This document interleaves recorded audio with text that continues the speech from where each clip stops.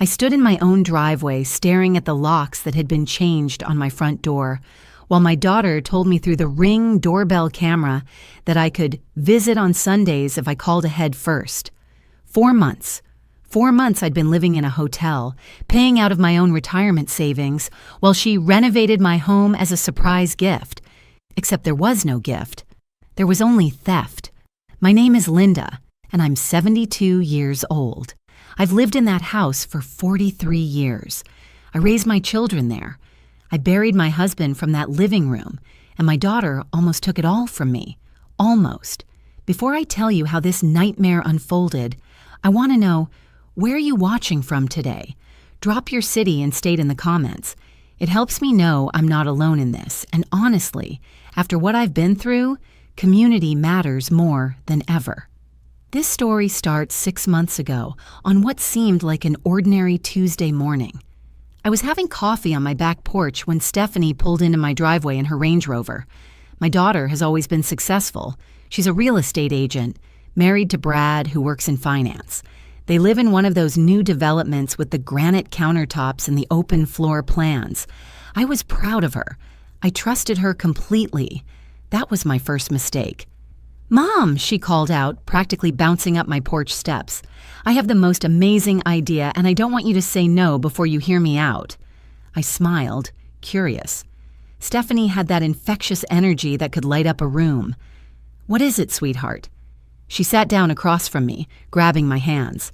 "Brad and I want to renovate your house. Completely. New kitchen, new bathrooms, refinished floors, everything. Our gift to you. You've been talking about updating this place for years, and you deserve it after everything you've done for our family." I was stunned. Renovations like that would cost tens of thousands of dollars. "Stephanie, I can't let you—" "Mom, we want to.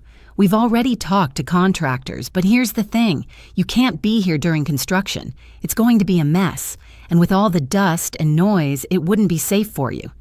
She squeezed my hands. "What if you stayed somewhere nice for a few weeks? We'll cover everything.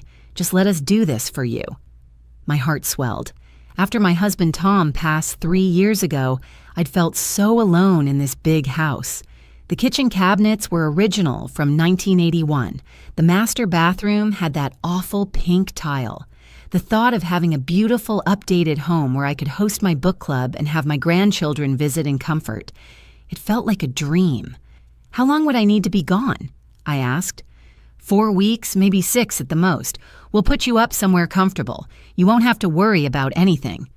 I should have worried about everything. The next week moved quickly. Stephanie had spreadsheets, Pinterest boards, and contractor quotes. She showed me gorgeous kitchen designs with white cabinets and marble countertops. She pulled up bathroom renovations that looked like something from a magazine. Everything seemed legitimate, professional, and generous. "I found you a lovely extended stay hotel," she said, showing me pictures on her phone. "It has a kitchenette, and it's only 20 minutes from here. You can come check on the progress whenever you want." "Whenever I want?" I repeated. "Well, during the day when the contractors are working. You know how construction sites are, insurance liability and all that. But yes, you'll be able to see everything as it happens." That should have been red flag number 1. But I was so touched by her generosity, so excited about the renovation, that I ignored the small voice in my head asking why I couldn't just stay with her and Brad during the construction. When I brought it up, she had an answer ready. "Mom, we're having our basement finished right now. The whole house is chaos. You'd be miserable. The hotel will be so much more comfortable." It made sense. Everything she said made sense. Then came the paperwork. Stephanie arrived one evening with a folder full of documents. "Just some formalities," she said, spreading them across my kitchen table. "Insurance stuff for the contractors, permission forms, that sort of thing." I started reading through the first few pages: contractor agreements, liability waivers, materials lists. Then I reached a document that made me pause. "What's this quitclaim deed?" I asked. Stephanie barely looked up from her phone. "Oh, that's just temporary. It protects us legally while we're investing in the renovations. If something happened to you during construction, God forbid, it ensures the work can continue and be completed. Then we transfer it back to you when everything's done. It's standard for major renovations when family is involved. I set down my pen. I need to think about this. Her smile tightened just slightly. Mom, the contractors start Monday. We've put down deposits. If you don't trust me to do this for you, just say so. It's not about trust. Then what is it about? I'm trying to do something nice for you, and you're acting like I'm trying to steal from you. Her eyes welled up with tears. After everything I've done, you think I would hurt you? The guilt hit me like a wave. Here was my daughter offering to spend her own money to give me something beautiful, and I was questioning her motives. What kind of mother does that? I'm sorry, I said quietly. You're right. I'm just being paranoid.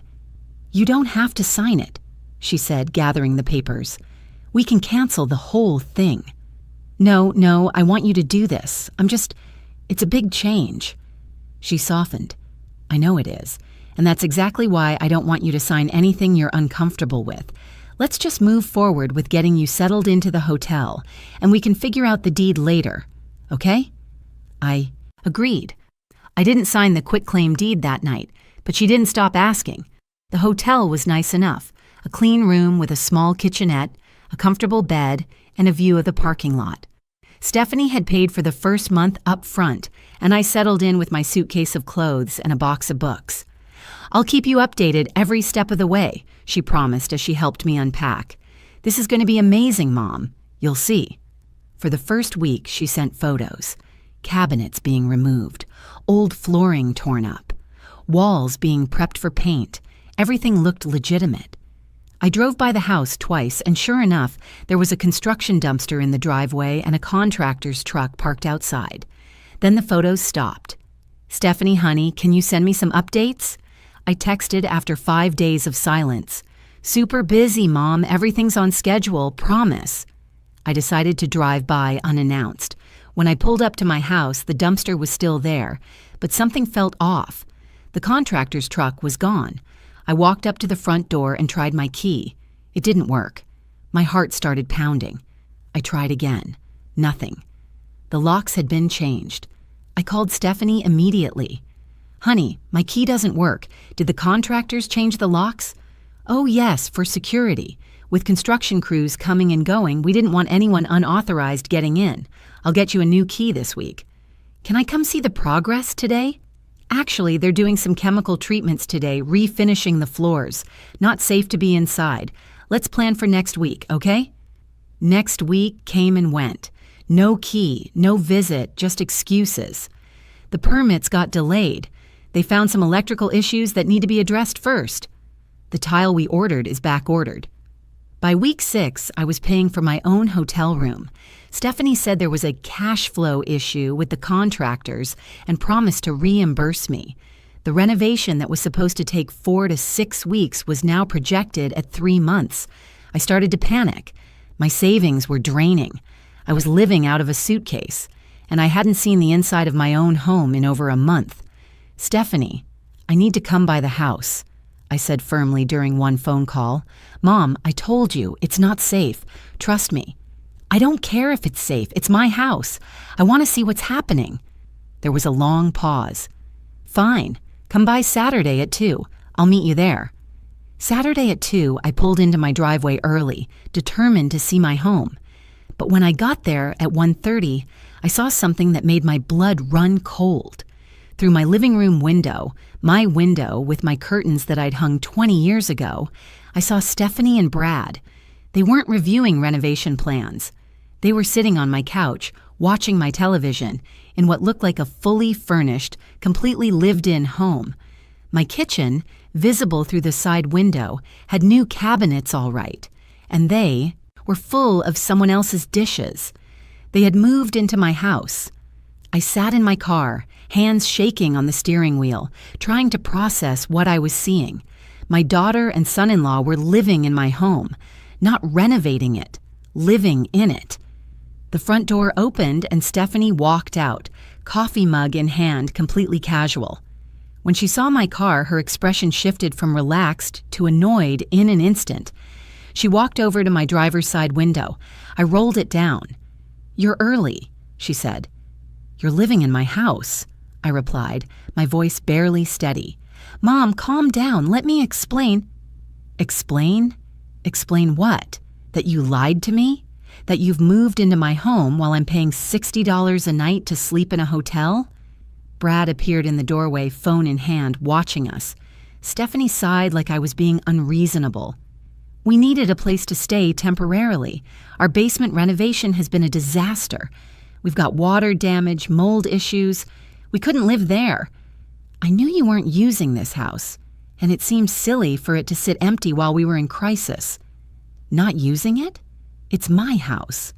I was only supposed to be gone for 6 weeks, and the renovation hit complications. I told you that. Mom, you're acting like we committed some crime. We're family. We're taking care of your property." "Taking care of it? You changed the locks. You moved in your furniture. You're living here without my permission." Her eyes narrowed. "Actually, I've been paying the utilities. I've been maintaining the property.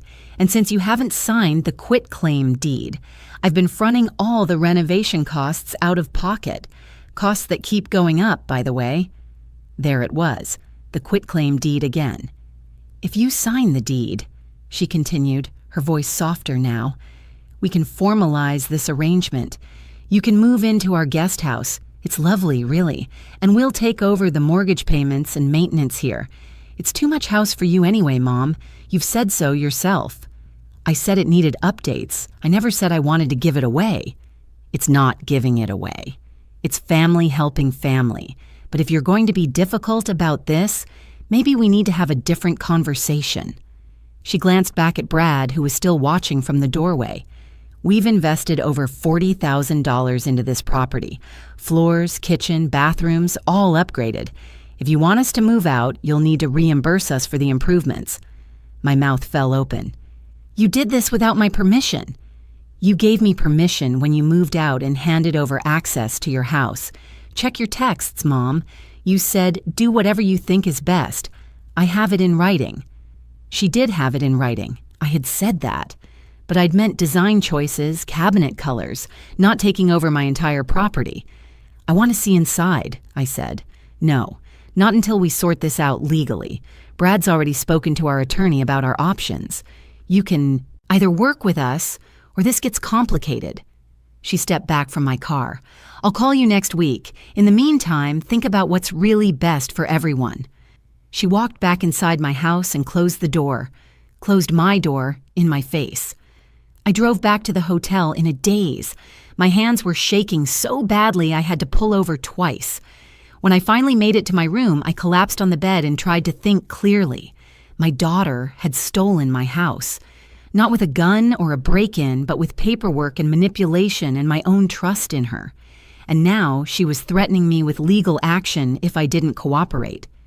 I pulled out my phone and read through every text message from the past 3 months. She was right. I had said, "Do whatever you think is best," when she asked about countertop colors. But I'd also said, "I can't wait to come home, and this is so generous of you, and I trust your judgment on the renovations." Nowhere had I said, "Please move into my house and claim it as your own." But would a court see it that way? I needed help, real help. I called my son, Michael, who lives in Colorado. I hadn't told him much about the renovation because he and Stephanie had been feuding for years over family issues. But I was desperate. "Mom," he answered on the second ring. "What's wrong? You sound upset." I told him everything. The renovation promise, the hotel, the changed locks, discovering them living in my house, the quitclaim deed she kept pushing, the threats about reimbursement. The silence on the other end lasted so long I thought the call had dropped. "Michael?" "Mom." His voice was tight. "She's trying to steal your house. You understand that, right? This isn't a miscommunication. This is theft." "But she's your sister." "She's a con artist who happens to share our DNA. Remember when Dad died and she convinced you to make her the executor of his estate? Remember how much money went missing during that process?" I had forgotten. Or maybe I'd chosen to forget. There had been discrepancies, about $15,000 that Stephanie claimed went to funeral expenses and estate fees, though I never saw detailed receipts. Michael had pushed for an audit, but I'd shut it down because I didn't want to believe my own daughter would steal from her dead father's estate. "Oh, God," I whispered. "Listen to me very carefully," Michael said. "Do not sign anything. Don't sign a quitclaim deed. Don't sign a rental agreement. Don't even sign for a package. And get a lawyer. Today. Right now." "I don't know any lawyers." "I'll find you one. A good one. Someone who specializes in elder abuse and property disputes. Because that's what this is, Mom. It's elder abuse." The words hit me like ice water. Elder abuse. Me. I was the victim of elder abuse, and the perpetrator was my own daughter. "There's one more thing you need to do," Michael said, "and it's going to be hard. But you need to go to your bank and make sure Stephanie doesn't have access to any of your accounts." My stomach dropped. "She's on my checking account. She helped me set up online banking last year, and I added her as a joint owner in case of emergencies." "Get to the bank, now, before she clears you out." If you're feeling as shocked as I was in this moment, please hit that subscribe button. I promise you, this story gets even more unbelievable. I was at the bank when it opened Monday morning. The moment I checked my account balance, I felt like the floor had dropped out from under me. $43,000. Gone. My retirement savings account, which had held over $68,000 3 months ago, now showed a balance of $25,000. My checking account, which should have had about $12,000, had $307. "I need to speak to a manager," I told the teller, my voice shaking. "Right now." In a small office with generic landscape paintings, a bank manager named Patricia pulled up my account history while I tried not to vomit. "Here," she said, turning the screen toward me. "These are the withdrawals from the past 90 days. Transfer after transfer. 5,000 here, 8,000 there, 3,000, 7,000, all authorized by the joint account holder, Stephanie Chen." "Wait, Chen? Chen?" I said. "My daughter's married name is Morrison. Brad Morrison." Patricia zoomed in on the account details. "The joint holder is listed as Stephanie Chen, added to your account 14 months ago." My mind reeled.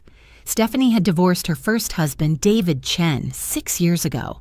Why would her maiden name, Morrison, not be... Then it hit me. When she helped me set up online banking, she must have used her old married name, a name that wouldn't immediately connect to her in case anyone looked into the transfers. She'd planned this. Maybe not 14 months ago, but she'd set up the pieces long before the renovation scheme began. "I need her removed from my accounts immediately," I said. "And I want to know if I can get any of this money back." Patricia's face was sympathetic but professional. "We can remove her access right now. As for recovering the funds, that's more complicated. She was an authorized user on the account, so technically, these weren't fraudulent transactions from the bank's perspective. You'd need to pursue this through legal channels, police report, civil suit, that sort of thing." I filed a police report that afternoon. The officer who took my statement was kind but not encouraging. "In family disputes like this, it's really hard to prove theft when the person had legal access to the accounts," he explained. "Your best bet is a civil attorney who can help you go after her for the money and for your property." Michael's lawyer recommendation came through that evening. Her name was Patricia Vega, and she specialized in elder financial abuse. Her consultation fee was $300. Money I barely had left, but I paid it. "Tell me everything," she said when we met the next morning. "Start from the beginning." I told her about the renovation promise, the hotel, the changed locks, finding them living in my house, the missing money, the quitclaim deed demands. She took notes, asked questions, and when I finished, she sat back in her chair. "Here's the good news," she said. "You still own that house. Your name is on the deed. They're trespassing, and we can force them out. The bad news? It's going to take time, and your daughter is going to fight dirty." "How long?" "If we move fast, 30 to 60 days. Maybe less if we can get an emergency hearing." 60 days felt like a lifetime, but I didn't have a choice. Attorney Vega filed an unlawful detainer lawsuit the next morning. That's the legal term for forcing someone out of a property they're occupying without permission. She also filed for a temporary restraining order to prevent Stephanie from taking or selling anything else of mine. She's going to get served with these papers probably today or tomorrow, Vega explained, and she's going to be angry. Don't answer her calls. Don't respond to texts. Any communication goes through me now. Understood? I agreed, but I underestimated how vicious Stephanie would become. The calls started within 3 hours of her being served. 17 calls in one afternoon. I didn't answer any of them. Then came the texts. How could you do this to me? After everything I've done for you, you're going to destroy our family over a misunderstanding? Brad and I are devastated. The kids are crying. That last one broke my heart. My grandchildren, Emma and Jackson, were 7 and 9 years old. They had nothing to do with this. But Stephanie knew exactly what would hurt me most. Then the messages turned darker. You're making a huge mistake. My lawyer says you're going to lose and owe me money. You're a bitter old woman who can't stand seeing her daughter happy. Dad would be ashamed of you. That one made me throw my phone across the hotel room. By day 3, Stephanie changed tactics. She started calling family members and friends, spinning a version of events where I was the villain. According to her story, she and Brad had sacrificed everything to care for me, paying for my hotel, funding renovations, managing my finances because I was becoming confused and forgetful. Now I was repaying their kindness by suing them and trying to make them homeless. My cousin Janet called me in tears. Linda, please tell me this isn't true. Stephanie says you're not well, that you're confused. She's so worried about you. Janet, I'm not confused. She moved into my house without permission and took $40,000 from my bank account. She says she borrowed that money with your permission for the renovations and was going to pay it back. Linda, maybe you just forgot? That's when I realized how good Stephanie was at this. She wasn't just stealing my house and money. She was stealing my credibility. She was painting me as a senile old woman who couldn't remember her own decisions. I'm not confused, I repeated firmly, and I'm not dropping this lawsuit. My book club was next. 3 of the 5 women stopped answering my calls. The other 2 were supportive but cautious, clearly unsure what to believe. My church friends started giving me strange looks on Sunday. Stephanie had apparently told people I was suffering from early-stage dementia and had accused her of things she never did. I was being isolated, systematically, by my own daughter. This is textbook, Vega told me when I showed her the messages. Alienation, gaslighting, reputation destruction. She's trying to make you drop the lawsuit. Don't. We're getting a court date, and we're going to win this. But winning felt very far away when I was sitting alone in a hotel room with half my family convinced I was losing my mind, and my own grandchildren being told lies about their grandmother. The court hearing was scheduled for exactly 47 days after we filed. 47 days of living in that hotel. 47 days of spending money I didn't have. 47 days of my daughter living in my house, sleeping in my bedroom, eating at my kitchen table. Vega prepared me for what was coming. She's going to bring documentation, receipts for renovations, proof she paid utilities, text messages from you authorizing work. She'll paint herself as the devoted daughter who was helping her aging mother, and you as confused and ungrateful. We need to counter every single claim. I brought my own evidence, bank statements showing the unauthorized withdrawals, text messages proving I'd repeatedly asked to return home and been denied, emails from before the renovation where I'd talked about my plans for the house, my house, after updates were complete, photos of the property I'd taken months before this started, time-stamped and geotagged. Michael flew in from Colorado the day before the hearing. It was the first time I'd seen him in 8 months, and I broke down crying when he hugged me at the airport. "We're going to fix this, Mom," he said. "I promise you." The courtroom was smaller than I expected. Stephanie arrived with Brad and an attorney who looked like he cost more per hour than I spent on groceries in a month. She was wearing a cream-colored dress with a pearl necklace, the one I'd given her when she graduated college. The optics were deliberate. She looked like the perfect, concerned daughter. When our eyes met across the courtroom, she didn't look away. She stared at me with something I can only describe as cold calculation. This wasn't my daughter anymore. Maybe she never had been. The judge, a woman in her 60s named Judge Martinez, reviewed our case files before calling us to order. Stephanie's attorney went first.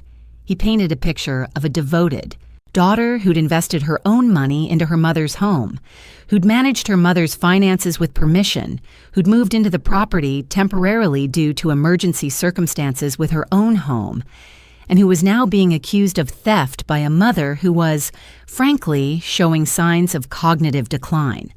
Your Honor, we have documentation that Mrs. Ashford has been increasingly forgetful over the past year. She's repeated conversations, forgotten appointments, and has shown confusion about financial arrangements she herself agreed to. My client is heartbroken to be in this position, but she's being responsible by seeking legal clarity on a property where she's invested significant personal funds. Then it was Vega's turn. Your Honor, this isn't a case of family miscommunication. This is a case of financial exploitation and property theft targeting a vulnerable senior. Mrs. Ashford's name is the only name on the deed to this property. She never gave permission for her daughter to move in. She never authorized the withdrawal of $43,000 from her savings. And she certainly never agreed to sign over her home via quitclaim deed, despite repeated coercion to do so. Vega presented the bank records, the text messages, the timeline of events. She showed how Stephanie had changed the locks, denied access, and systematically isolated me from my property and my community. Judge Martinez listened to everything, her expression neutral. Then she asked the question that changed everything. Ms. Morrison, do you have the receipts for these alleged renovation costs? Stephanie's attorney stood confidently. Yes, Your Honor. We have comprehensive documentation of all renovation expenses totaling $42,000. He presented a thick folder of receipts. New cabinets, $8,000, flooring, $6,000, bathroom fixtures, $5,000. The list went on. Judge Martinez reviewed them carefully. Then she did something unexpected. She picked up one receipt and held it toward the light. This receipt from Premier Kitchen Design, she said slowly. It's dated March 15th for $8,000. She looked at Stephanie. Can you explain why this receipt has a different paper weight than the others? And why the printer font changes midway through the document number? The courtroom went silent. Stephanie's attorney cleared his throat. Your Honor, I'm not sure what you're implying. I'm implying this is a fabricated document. Judge Martinez set it down and picked up another. This one from Luxury Tile Company. The business license number listed here doesn't exist. I can tell because my brother owns a tile company, and I recognize the format. This is fake. Vega stood up, and I could see she was trying to contain her satisfaction.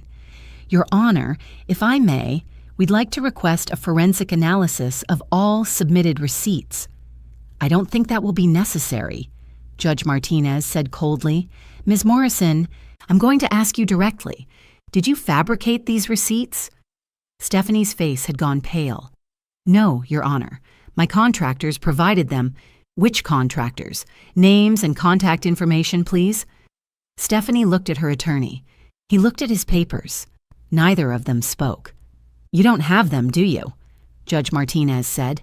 Because the contractors don't exist. The receipts are fake. You created them to justify stealing $43,000 from your mother's bank account. Your Honor, this is speculation. Stephanie's attorney tried to interrupt. It's not speculation. It's fraud. And it's elder abuse. Judge Martinez turned to me and her expression softened slightly. Mrs. Ashford, I'm truly sorry you've been put through this by your own daughter. She turned back to Stephanie. Here's what's going to happen. You and your husband have 48 hours to vacate Mrs. Ashford's property. You will return all keys. You will not remove, damage, or sell anything that belongs to Mrs. Ashford.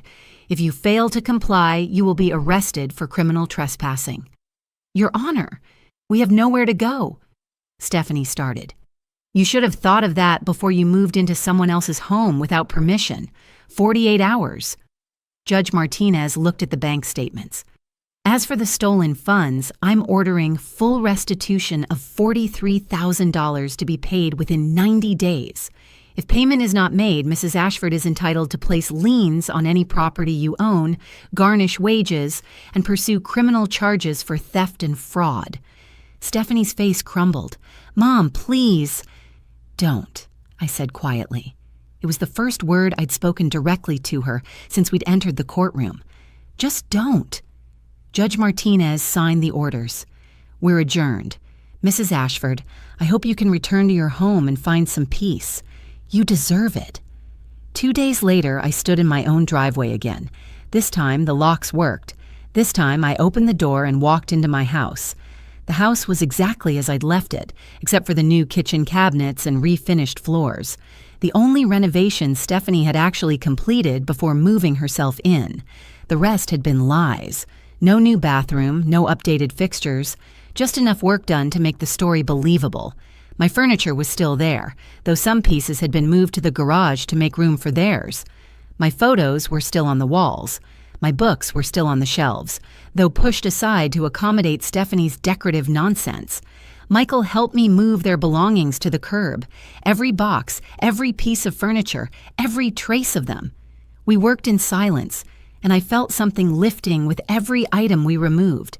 The attorney fees had cost me another $8,000. The hotel had taken $11,000. I'd spent nearly $20,000 to reclaim my own home, but I had it back. Stephanie made one final attempt to reach me, leaving a voicemail 3 weeks after the court order. Her voice was different, smaller, almost broken. Mom, I know I messed up. I know I hurt you, but I'm still your daughter. Brad left me after all this, took the kids and filed for custody because of the legal issues. I've lost everything. I don't know what I was thinking. I thought if I had your house, if I could prove to Brad we could live somewhere nice, he'd stop talking about divorce. It got out of control. I'm so sorry, please. I need you. I listened to the voicemail twice. Then I deleted it. Attorney Vega helped me get a restraining order. Stephanie isn't allowed within 500 feet of my property. She's making payments on the restitution, $300 a month, which means it'll take 12 years to pay back what she stole. I'll probably never see all of it. But that's not what matters anymore. What matters is that I'm sitting in my own living room in my own house drinking coffee from my own mug. What matters is that I trusted my instincts when something felt wrong, even when it meant going against my own daughter. What matters is that I didn't sign that quitclaim deed. Michael visits more often now. My book club meets here every Thursday again, the full group, once they realize the truth. My grandchildren send me cards sometimes, cautious little notes that Emma writes in careful handwriting. I write back, telling them I love them and that none of this was their fault. Maybe someday they'll understand what really happened. Maybe they won't. I've made peace with that uncertainty. People ask me if I regret taking Stephanie to court, if I regret destroying my relationship with my daughter. The answer is no. She destroyed it the day she chose to see me as a target instead of her mother. She destroyed it the day she decided my home was worth more to her than my trust. I'm 72 years old. I live in a house I almost lost because I loved someone who didn't love me back. Not the way a daughter should love a mother, anyway. But I'm still here. And this house, it's still mine.